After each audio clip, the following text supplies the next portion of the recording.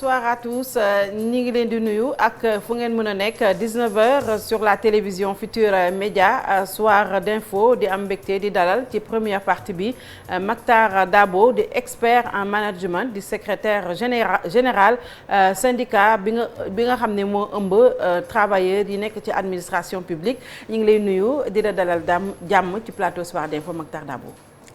Merci beaucoup Binta ñu ngi lay nuyu ñun tamit si.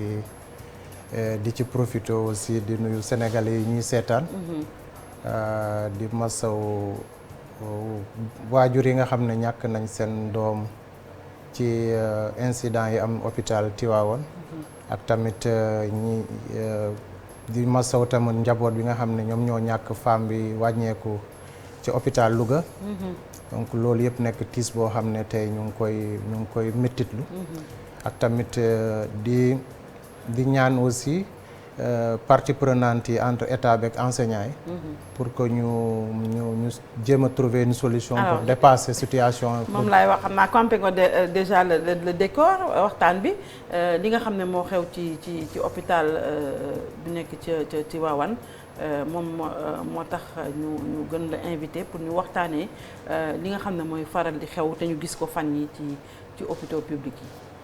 waaw madame lu ñu mën a tàmbalee rek moo di ne bu ñuy résumer dañuy naan hôpital Sénégal en particulier le système de santé en général dafa nëb te mu ngi nëb ci biir acteurs yi ne ci biir ñoo nëb le système bi parce que jën buy nëb ci bopp ba lay tàmbalee hôpital bi ñu jëlee bi ñu Sénégal bi mu amee indépendance ba 98 hôpital service déconcentré de l'État la woon état moo doon affecté administratif bu fa nekk ak ay intendant ñu koy gérer en 98 bi président Ablaye Wade duggee ci gouvernement élargi bu président Abdou Diouf mu ñëw ak une nouvelle vision gouvernement boobu ñu jël Ousmane Ngom ak Aziz Diop bi nekkoon jarbaati président Wade pour ñu porter réforme hospitalière ñoom ñoo indi réforme hospitalière c'est-à-dire les libéraux avaient convaincu le président Abdou Diouf comme quoi que hôpitaux yi dañ leen war a gérer comme une entreprise parce que hôpital am na tey moyens yoo xam ne buñ ko gérer woon comme une entreprise mun na demal boppam. gérer comme une entreprise mooy lan. gérer comme une entreprise moo di xam ne hôpital dafa am différentes fonctions de gestion yoo xam ne entreprise daf ko am fonction interne comme les fonctions externes jël tamit ñi nga xam ne dañu am le profil de l'emploi pour ñu jiite ko parce que mbirum gouvernance hôpital ak mbirum gestion hôpital c'est-à-dire ñiy jël acte de délibération yi ak ñiy jël acte de gestion yi bu ñu matul lu ñu leen fay doyee donc mënuñu am résultat bu dul lu ñu gis Tivaouane te bu da nga bëgg a wax ni jiite hôpitaux yi waruñu koo jiite. non parce que dañu constaté ne depuis ministre Safiatou Thiam bi mu nekkee ministre de la santé ci lañ commencé gis ne dañu commencé di médicaliser poste directeur yi bu njëkk ba ñu ngi doon de 98 maanaam dañuy jël ay médecins di leen def ay directeurs d'hôpitaux loolu warul non loolu génnul ci système de santé bi parce que médecins yi tey Sénégal amul médecin bu doy boo xoolee un médecin pour 1000 habitants la ñu am alors que OMS nee na sax 2,3 médecins par 1000 habitants sax doyul pour ñu mun a jël en charge suñu faj donc askan bi médecins yi ñuy am ci statistique 2020 ñu ngi ci ay 1680 à peu près médecins yooyu noonu doyuñu nga jël ci ñooñu parce que dem nañ formation de 8 mois au CESAC def gestion hospitalière nga nommé leen ay directeurs presque 90% des hôpitaux moment bi may wax ak yow yépp ay médecins ko gérer te du seen liggéey du seen comme amuñu 90% des hôpitaux ñi ko jiite jamono bi ma la wax si une quarantaine d'hôpitaux yu Sénégal am presque 90% ay médecins ko jiite te li tax ñun ñuy alerter moo di ne madame management du caaxaan gestion du fo du pox c'est-à-dire ñi koy foyee rawatina hôpital looloo tax boo xoolee médecin directeur médecin njombe yi am ci hôpitaux yëpp directeurs yi ay médecins lañ et pourtant y a des professionnels dans le système yoo xam ne war nañ mën a gérer hôpitaux yi ñun foofu lañ yëkkatee suñu baat ñan ñoo war a gérer hôpitaux yi non y a les cadres système de santé am na ñu ñuy wooye ay cadres de gestion ay économistes ay planificateurs ay des gens qui ont appris parce que pour nga def pour nga nekk un gestionnaire ou un manager. mais dafa am looy am background booy am. mais munoo def 7 ans ba 8 ans pour nekk médecin. ou bien def 12 ans pour une spécialisation. nga génn nga ne da ngay dooni directeur yow directeur hôpital boobu ngay dooni parce que dem nga César. amaloo askan bi njëriñ sa bopp nga amal njëriñ sa propre personne. mais amaloo askan bi njëriñ nga nekk médecin. dem nekk ci ay poste de soins moo amal tey askan bi njëriñ parce que hôpitaux yi dafa am ñeent. mais est-ce que aussi Matar Dabo da ngay génn rek ñu def le directeur da ngay def un chemin loolu ça c'est une promotion pour nga nekk un directeur. non non non loolu du question di nga jaar d'abord. non loolu du question promotion c'est-à-dire tey du question diplôme du question promotion. am na sama benn ex-collègue bu ma doon wax ne waaw man du ma nangu nekk médecin. ku am bac plus 2 mbaa bac plus 4 ñëw nekk suma directeur ma koy tontu ne ko président de la république de moo jiite Sénégal waaye amul doctorat. parce que il faudrait que bu ñu jaawatle nu mu tudd fonction yi parce que pour jiite hôpital. métier la. maintenant médecin yi. état bi na leen mettre dans des conditions salariales yoo xam ne du ñu soxla sax di dem. ne dañuy uti poste directeur hôpital. loolu moom nangu nañ ko. te ñu ngi ci invité état bi. parce que tey dafa am ay ñeenti insuffisance yoo xam ne. dafa nekk ci suñ système de santé. te loolu acteurs yëpp dañ ci war a taxaw saytu ko. mooy vétusté bi. mooy négligence bi personnel de santé bi di def c'est-à-dire ci patients yi. ak ci équipement ak matériel yi ñu leen dënk. muy tamit incompétence. parce que ñu bari ñu ngi ci hôpitaux yi. presque 80% du personnel des hôpitaux boo xoolee ay nit lañ yoo xam ne amuñu qualification. donc tey loolu.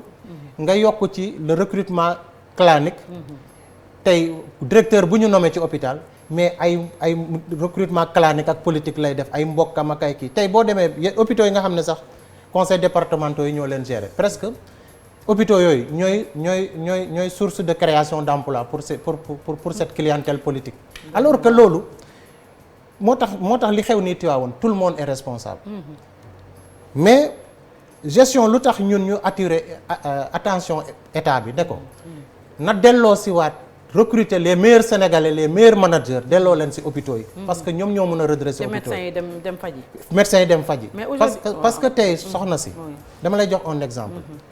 d'un manager Mass Thiam bi yor mbalit mi. musul gérer mbalit musul ci liggéey. mais en tant que manager. biñ ko jëlee jox ko UCG. gis nañ nu mu jëlee les ordures def ko de l'ordure. de l'ordure mooy. hors créé nañu beneen société jox ko boo xam ne c'est beaucoup plus national. voilà moo tax nag te doomi Sénégal yi nekk manager du ñu jeex ci réew mi ak bitim réew. dëgg la te nañu def recrutement boo xam ne ci manager yooyu. dinañ mun a am compétence. indaale cahier de charge c'est-à-dire ñoom li ñu bëggee mu ne rendre autonome hôpital bi.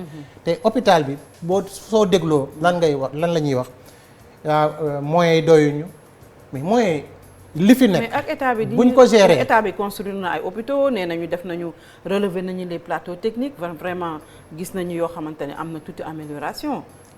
Il faut pas être aussi. waaw mais amélioration yooyu noonu da nga koy teg ci loxo ku ko mën a gérer. tey boo jëlee. ça fait appel à la formation des ñi non formation boobu c'est-à-dire mënoo jël médecin former ko ba mu nekk un bon manager. manager yaa ngi fi les écoles de commerce sont là. au Sénégal et à l'étranger des Sénégalais jàngi nañ. boo demee université Cheikh Anta Diop par exemple ay radiologues yoo xam ne dañ indil ay radiologie de dernière génération te amuñu formation. non loolu non ça aussi ce sont des problèmes. non mais madame xam nga lu waral loolu yëpp problème de management la. parce que bu xam nga management c'est yan principe la basé wu. planification mise en œuvre des activités planifiées. Contrôler la mise en œuvre des activités qui ont été déjà planifiées.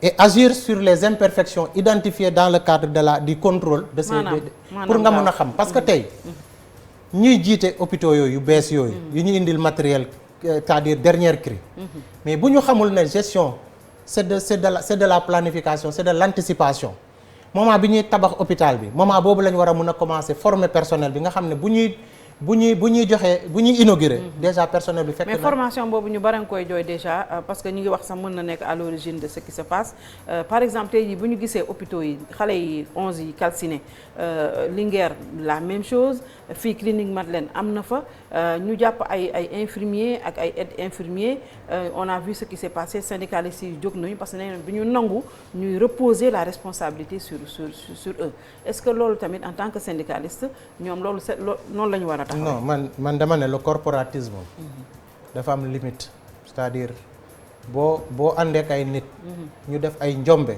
da ngay taxaw baalu réew mi mais doo ne da ngay nekk dans un combat corporatiste ne pour ne da ngay extirper sa membre yooyu si loo xam ne tuuxi duuna boo xam ne ñoom ñoo ko def gis nga formation boobu ngay wax madame lu tax may dellusiwaat si management formation sous fonction la ci fonction ressources humaines sous fonction la bu fekkee nag ki assurer le poste de directeur amul compétence managériale mënul xam loolu moo tax ma ne la tey jii li gën a jàmp mooy état bi nañu fexe changer les directeurs médecins qui sont dans les hôpitaux le plus rapidement possible doomi Sénégal yaa ngi fi yoo xam ne mun nañ leen recruter. mais est-ce que médecins yooyu itam duñ jóg ne pour la ñuy rétrograder. mais rétrograder wuñu leen c'est-à-dire. loolu delluwaat leen dans les salles de soins. mais c'est pas du rétrograder. est-ce que tey ñoom bu ñu leen kon médecin bu ñu relever dañ la rétrograder déedéet. il y a des médecins yi ñuy relever si ay conseil des ministres ñu leen di relever ci poste directeur. du rétrograder wuñu leen parce que ñoom. dañu am seen statut. ce n'est pas parce que jëlee nañ leen poste directeur d'hôpital moo tax ñu rétrograder déedéet. tey ñun bu ñu buggee dimbali réew mi. il faut que ñëpp nangu ne. hôpital waruñ ko def béréb boo xam ne dañ koy dundee mais dañu war a dundal hôpital mais tey système de santé bi ci boppam nit ñi dañ koy dundee mais dundaluñ ko foo dem nag EPS boo dem établissement public de santé boo dem loolu moo fa am te loolu nag dafa mën a mais justement moo tax mu posé le sànq yaa ko wax sax le corporatisme là qu'il y a bi ñu commencé gis ci bi problème yi amee parce que problème yi nga soulever léegi c'est très très important am na ñoo xamante ne dañ leen di wax dem leen ngeen toog seen place heure bii ngeen surveiller lii mais heure boobu di leen fa fekk ba jéyee am ñu am ay indice ci ñoom yóbbu leen ci yoon ñu génne ne defuñu dara nañ leen bàyyi def pression def nañ ko à Linguère ñu bàyyi leen gis nga génnee nañ leen à Louga ça va mu tuddati Tivaouane peut-être que ça va se passer comme ça à Louga je pense aussi madame xamul loolu yëpp li ma lay wax loolu yëpp aussi dañuy mettre pression sur la justice xam nga kañ la mbir mi di jeex xam nga directeur dafa mel ni borom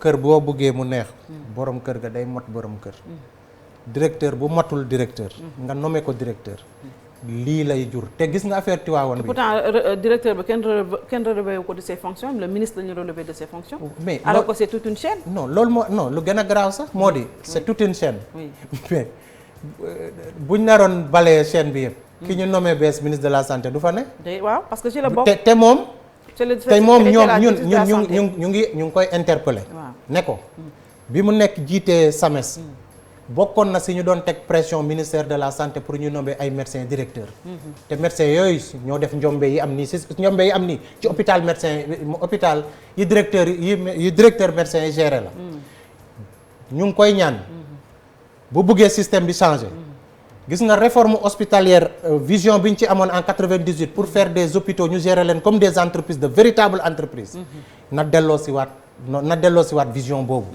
te mu équidistant ce n'est pas parce que si benn corps la bokk parce que erreur bu Sénégal di def dañuy foog ne pour nekk un bon ministre de la santé il faut être médecin non c'est pas ça te réforme yi ñu ko def ñoom maître Ousmane Ngom ak ñoom Aziz Diop mais duñ médecin te ñoom ñoo def réforme hospitalière bi donc moo tax cette réforme doit même être réformée parce que gis nañ ay limites yu bëri mënatuñu nangu suñu hôpitaux yi di nekk ay mouroir li ñuy woote tey moo di ne te gis nga hôpital mooy loo xam ne mooy structure bi nga xam ne moom la ñu gën a contrôler ci Sénégal est-ce que xam nga ne hôpital DSMP daf koy contrôler ARMP daf koy contrôler Cour des comptes daf koy contrôler IGE daf koy contrôler ci gestion bi état du président de la République dafa am ku ko représenté ci conseil d'administration muy contrôleur financier de l'État conseil d'administration bi dafa recruter commissaire aux comptes boo xam ne daf koy assister ci gestion hôpital bi. L'hôpital fait partie des établissements publics du Sénégal yi nga xam ne ñoom lañ gën a contrôler et superviser. mais dérive yi ci am ni suñu leen doon contrôler est-ce que kon dinañ gis ay docteurs yoo xamante ni dañ fanaan ñu ko hôpital ba di fayeeku weer da ubbi seen cabinet privé. waaw xam nga non loolu laa la bëgg a wax ne la. est-ce que contrôle bi doy na. non loolu dama la bëgg a wax ne la malgré contrôle boobu yëpp. parce que système bi dafa nëb dafa mbir bu nëbee nag. fu ne lay xeeñee. dañ koy sànni di indiwaat beneen. voilà li moment bii nii. li fi newoon. il faut ñu def ci croix. tegaat hôpital bi ci yoon. te loolu président de la République dama koy invité. mu lancer un audit institutionnel et organisationnel de tous les hôpitaux bu ci paree. redressement ba ca war. bu mu ci xool par parloo bu mu ci xool sentiment. bu mu ci xool par parloo bu mu ci xool sentiment.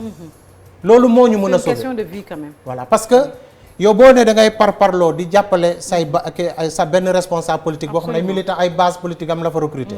mais li xew Tivaouane dinañ amaat lu ko gën a garaaw. ci beneen yàlla bu mu amaat. non li fi nekk bu continuer dina amaat. waaw madame li fi nekk nii. loolu moom dëgg la système de gestion bi fi nekk ci hôpitaux yi léegi bu continuer li gën a garaaw Tivaouane dinañ ko dundaat. donc nañu ñaan yàlla. président de la République. mu ñu bàyyi émotion yi les moments d'émotion te xool li gën ci hôpitaux yi ñu def ko ndax sénégalais yi sonn nañu. loolu daal lay loolu la ñuy loolu lay invité njiitu réew mi. mu puisque commencé na jël. jëkkee na ko ci Ablaye Diouf Sarr wàccee ko. Ablaye Diouf Sarr moom kenn mënuloon yor système bi. dafa nekkoon ak kay nit. ni ñooñu tey. ñu ci bëri. ñoom ñëpp a fayir dañ fa war a jóge. waaw dañu fayir. dañ fa war a jóge. absolument donc bu ñu gisee mare. xemes ñëw. conduire les mêmes hommes.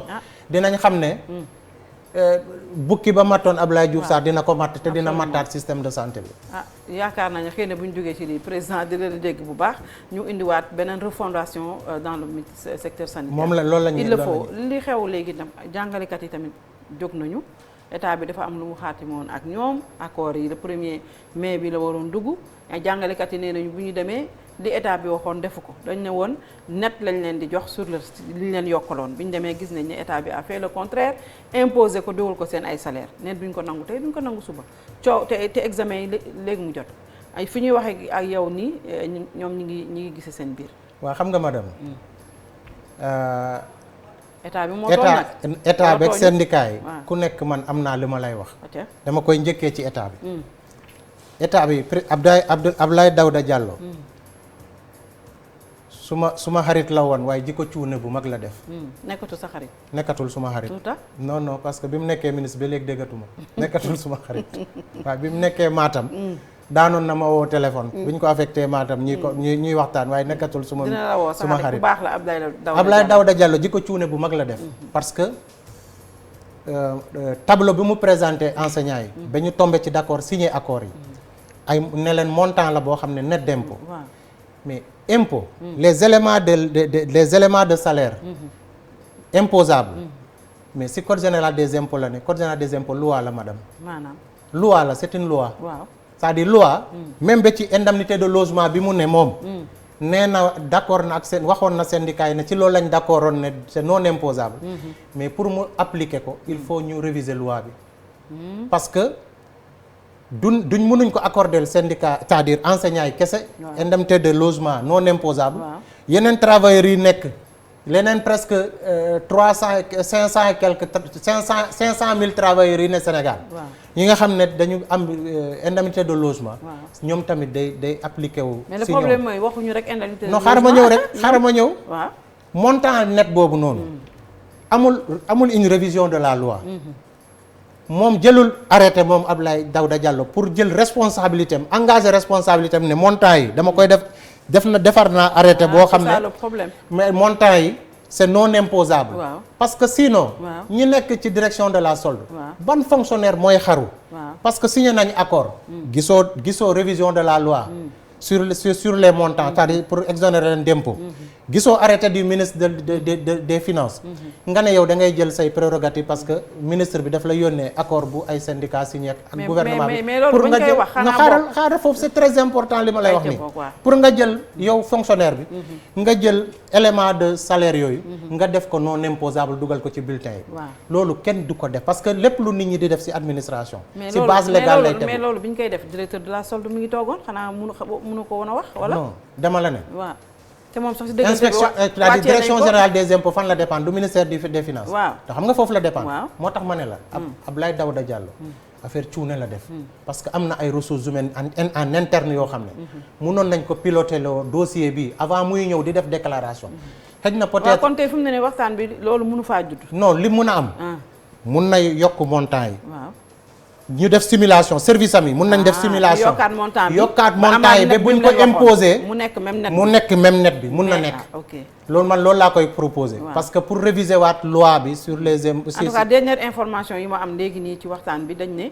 gouvernement bi reconnaître na ses erreurs waaw mais moo tax ma ne la man dama koy conseiller nañu yokk montant yi moment bi montant yi ñu yokk ko def simulation service am yi mun nañ def simulation ci tableau boobu ba xam ne buñ ko imposer sax dinañ retomber ci montant yi ne ci tableau bi muy première chose maintenant sa enseignant yi dama bëgg ñu xam ne ñu ngi ci seen dëgg mais ñu bañ def affaire yi cuune avec tout le respect que je dois aux enseignants parce que ñii gérer ressources humaines au Sénégal ñoom lay waxal tous les directeurs de ressources humaines du Sénégal xam nañ ne bu amee augmentation un élément de salaire bu augmenté actuellement salaire yi logiciel de paye moo leen di gérer logiciel de paye boobu le barème de l'impôt sur le salaire est annuel boo yokkul salaire à partir du 31 janvier de l'année mais nga dem ba ci digg année bi par exemple fi ñu toll nii nga yokk un élément de salaire mbaa nga def une augmentation de salaire logiciel de paye parce que le salaire ne se gère pas maintenant d'une manière manuelle mais ça se gère d'une manière automatique le logiciel de paye day na janvier ba mois de mai montant bi dafa war a fay sa impôt daf ko koy dagg donc ci bulletin bi mën nga retrouver wu sax ak un bulletin de salaire boo xam ne net bi nga amoon avril mooy ëpp net bi nga am mois de mai te pourtant defal nañ la augmentation de salaire mais perte loo ko logiciel bi boo ñu demee ba day def régule bu ñu demee ba décembre day def régule mu am ce qu'on appelle un remboursement d'impôt en janvier parfois bu augmentation amee ci digg année bi régule bi bu amee di nga am montant boo xam ne sax day mel ni 13e mois donc bu ñu xaddi bu nañu xam ne boo gisee impacté wul ci seen bulletin de salaire c'est une question technique liée au logiciel de gestion de la paie au niveau de toutes les structures parce que ministère fonction publique kenn géré tout le salaire d'une manière manuelle mais c'est géré d'une manière automatique avec les logiciels de paie donc loolu laa leen di ñaan. est-ce qu'on accords yi dañ ko signer comme ça rek à la hâte pour génnoon ci situation boobu te réfléchir ñu woon ci li nga wax nii. non ils étaient de bonne foi mais je crois que communication bi moo manqué. il fallait que directeur de la xam nga moment boobu tamit dafa tombé ñu relever directeur de la solde yaa ngi fàttale ko directeur de la solde bi ñuy négociation yooyu dañ ko relever.